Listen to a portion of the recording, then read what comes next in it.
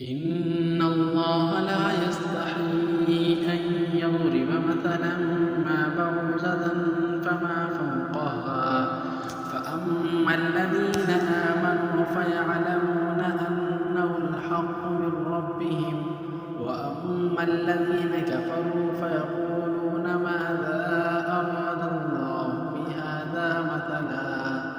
يضل به كثيرا ويهدي به كثيرا وما يضل به إلا الفاسقين